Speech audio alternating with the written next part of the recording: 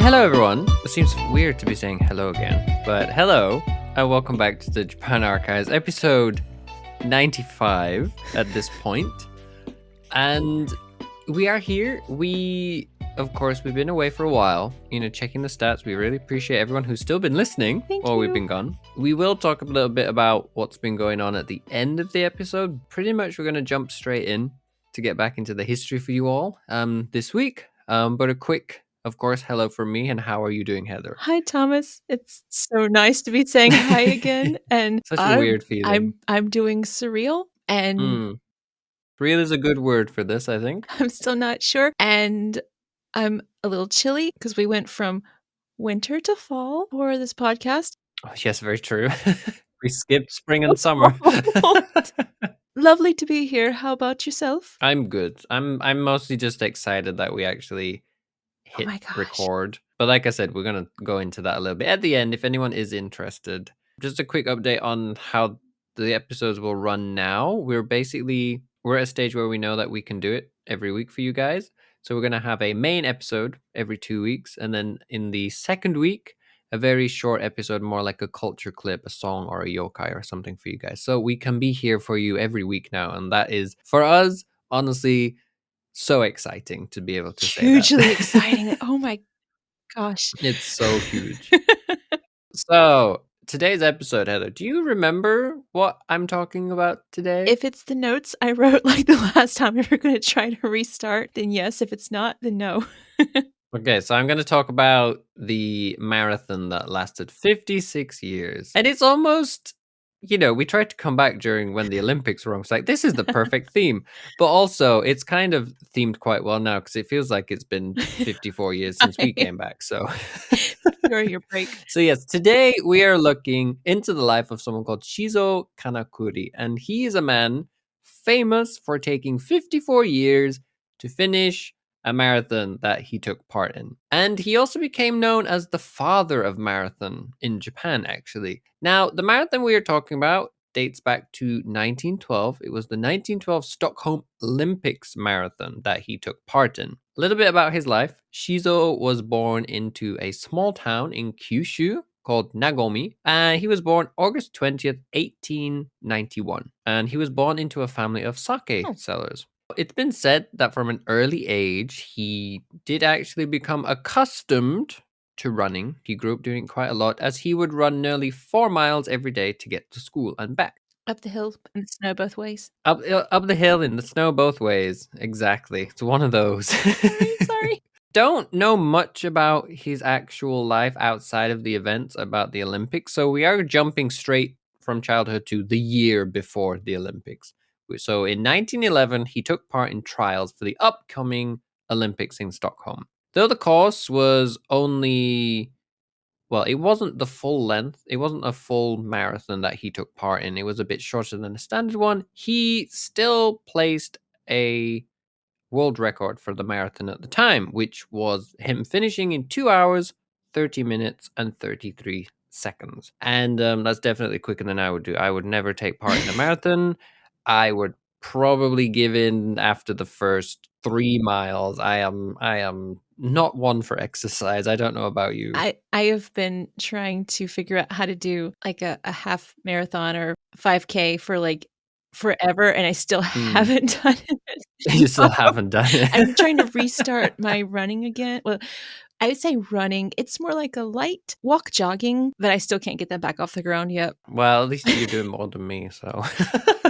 Because of his marathon world record, of course, he qualified to go to the Olympics alongside another Japanese runner by the name of Mishima Yahiko. He didn't take part in the marathons. He was taking part in the 100 and 200 meter races. So only Shizo was the one who took part in the marathon for this Olympics. They were also the first Japanese to ever take part in the Summer Olympic Games. And it is said that to prepare for his training for the Olympics, he worked with a man called Kano Jigoro, who was the founder of judo. And that surprised me because I assumed judo was a very old and ancient sport, but actually not as old as I imagined. Now, we are traveling to Stockholm in 1912. And of course, in 1912, a journey from Japan to Stockholm was not an easy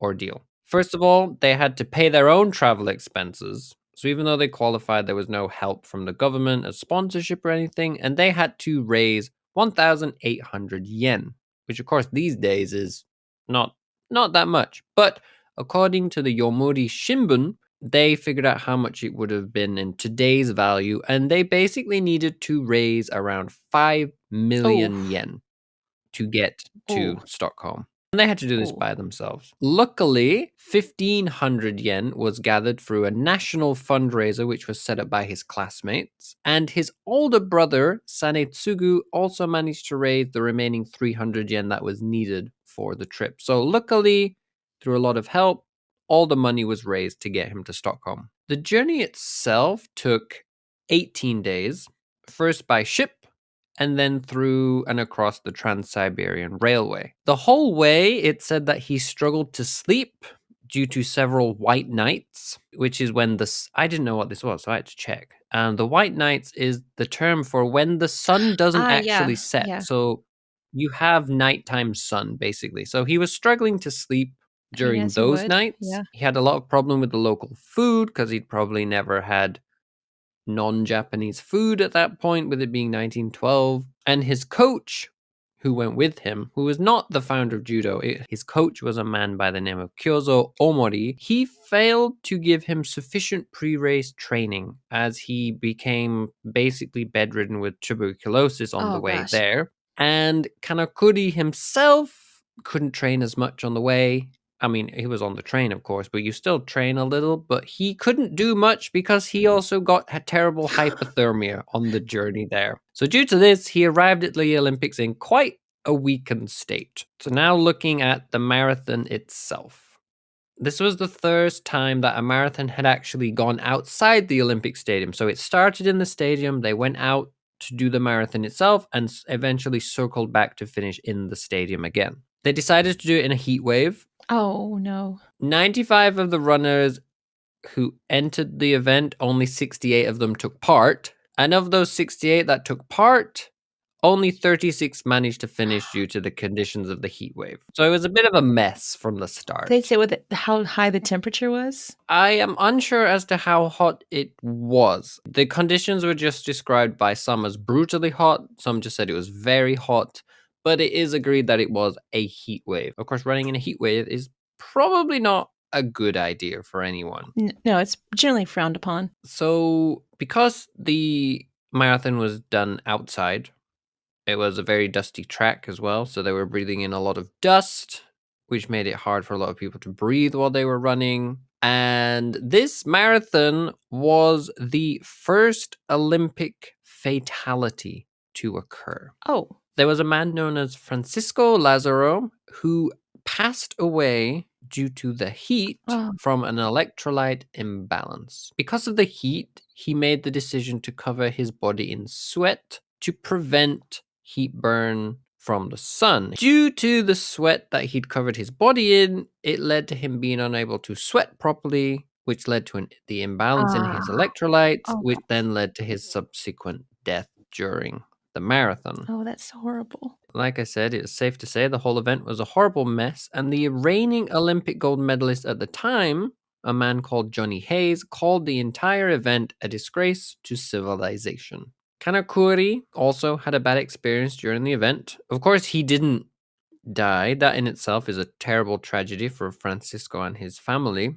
And a memorial was actually made for him at the turning point of the marathon later on. But for Kanakuri, he became so exhausted under the sun that 16 miles into the race, he ended up finding his way into someone's garden party where he sat down and drank orange juice for a whole hour before thanking the family there for their help by giving them a piece of Japanese writing on a scroll. Now, Kanakuri, feeling that he had failed, he left the race without informing the race officials and decided to head back to Japan. Because he didn't inform them that he'd quit, he ended up on the Swedish missing persons list And there were stories about a lost Japanese runner in the country for many years after the Olympic event. And his name remained on the Swedish missing persons list for 50 years because they thought he just got lost running the marathon.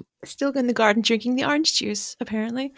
So after this, he was supposed to take part in the 1916 Olympics, but they were cancelled due to World War One.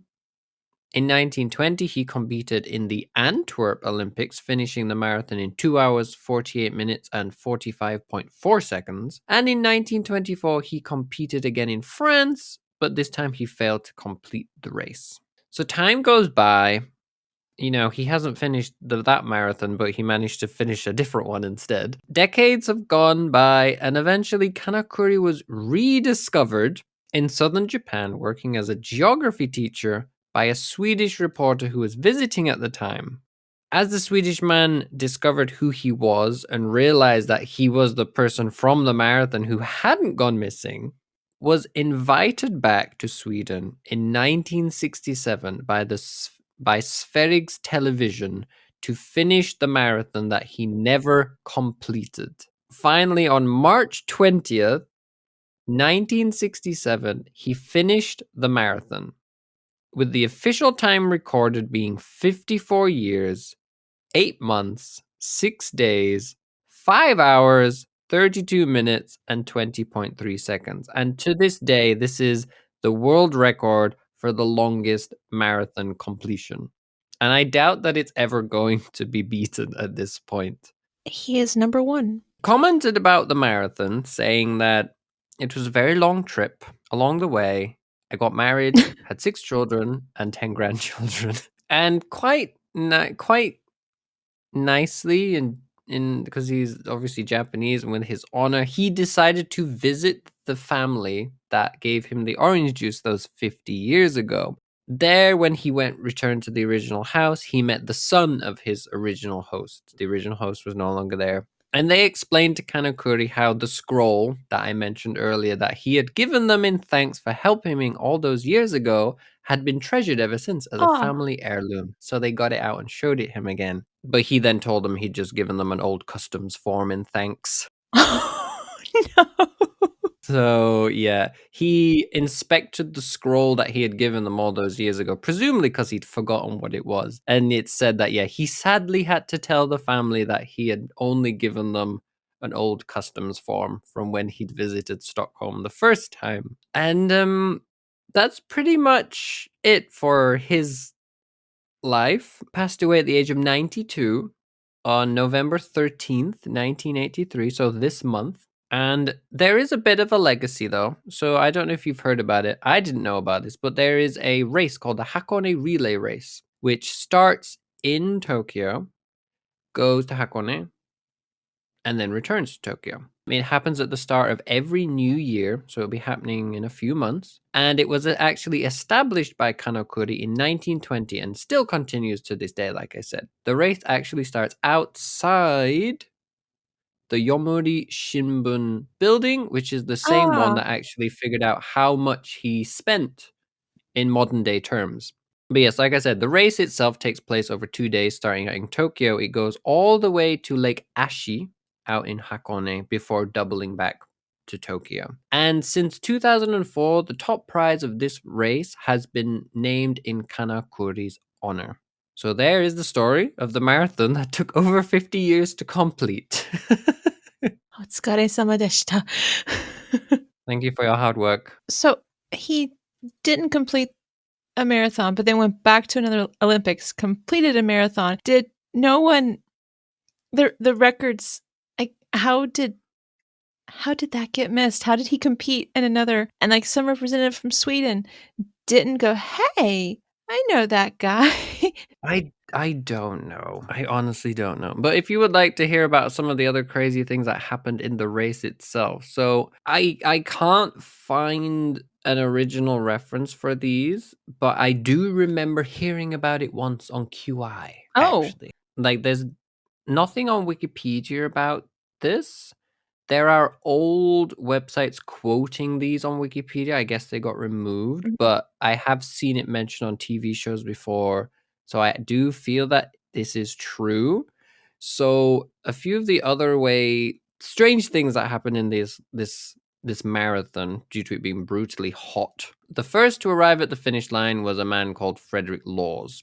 He dropped out after 9 miles, but just hopped in a car and drove to the end. The car broke down at the 19th mile, so he re-entered the race and jogged back to the finish lines. And when the officials thought that he had won the race, he just played along with his practical joke until he was eventually found out after the medal ceremony, and then he was banned for a year for his stunt. Wait, just banned for a year? Just a year. And then he later took part in the Boston Marathon in 1905 and won. So then Thomas Hicks was the first to cross the finish line legally after having received from his trainer several doses of, I don't know how to say it, strychnine sulfate, which was a common rat poison which stimulates the nervous system, and he had that mixed with brandy. He was supported by his trainers when he crossed the finish line, but he was still considered the winner. There was a Cuban postman who joined the marathon, arriving at the last minute. He had to run in street clothes that he cut around the legs to make them look like shorts. He stopped off on an orchard en route to have a snack on some apples, which turned out to be rotten. Oh, and the rotten apples caused him to lie down and take a nap. But despite falling ill from the apples, he finished in 4th place. How did that even happen? And the other crazy thing that happened, Oh, of course. there was a Swana tribesman named Len Tao. Len Tao finished 9th, but many observers were sure that Len Tao could have done better if he had not been chased for nearly a mile off course by aggressive dogs. Oh, jeez. So it was quite the mess In a heat of wave. an event. In a heat wave. In a heat wave, and it was dusty. Everyone got ill. Everyone got sick. There was a death, and one person was on a missing persons list for 50 years. It's quite the tale. Quite the tale indeed. How is it that the craziest thing that happened wasn't 54 Yeah, the years? crazy thing wasn't him taking 56 years. I mean, a person was chased by a dog. Someone took rat poison. And Rode in a car. What was the other thing I said? Someone just drove a car to win. He was the original cliche. He was. So yeah, so there you have it. There is the 54, sorry. 50, hello, notes? I don't know why I never said 56. 54-year marathon. There you go. Extra 2 years would be at that point. The whole thing was just impressive. Oh, right. And I love that his life, he went from marathoner to geography teacher. It's quite the jump. So thank you everyone for listening to that. I hope it was an enjoyable first episode back. But yes, a little bit about where we've been. So for me at least, yeah, I was put into a situation where I guess we could say it was not safe for me. So I had to move to a new area, which also meant like finding a new house, finding a new job and all that. So that was taking a lot of my energy and time to deal with that. But what about you, Heather? What do you wish to divulge? Topic 1 is I have a toddler. Topic 2 is we moved halfway across the country. So we Also that moved. So we both moved. It's been an eventful few months, and it feels like it's possibly for both of us, I think, more settled in some ways. Definitely allowing us to be able to restart this again, but with honestly even more clearer heads than we had a few months ago. Even just like the time of the Olympics, we're going to try to record again. So it feels like, oh, this is a good time to restart. That's how it feels right now at this moment, to be able to consistently come back after all the things that we had to do and pack up and unpack. But yes, that is a brief summary of where we've been. But yes, we're going to be here every week, and I'm very excited about that. So I guess for now, I'm going to say thank you all for tuning in this week. We've missed you all. We love you all very much. So that's everything from me today. How about you, Heather? It's so strange to say this again. I know. I feel like I really want to say something, but I don't have anything other than just the sheer joy of this recording button still being on. Like the hope that everything gets recorded or actually hit the end button. And it's so beautiful to be seeing your face with that little red above it. And again, to hear that people still listen to us and we're hoping that you guys come back and we find some new friends and get to explore new topics and giant marathons and anything else that we might find interesting or you might find interesting. So thank you so much. And we really want to try really hard again this time, but have a heck of a lot of fun doing it. So until next week, guys, bye-bye for now. Do I make a new ending or do I use the old one? Oh no, now I have a crisis. 皆さん気をつけて。またね。またね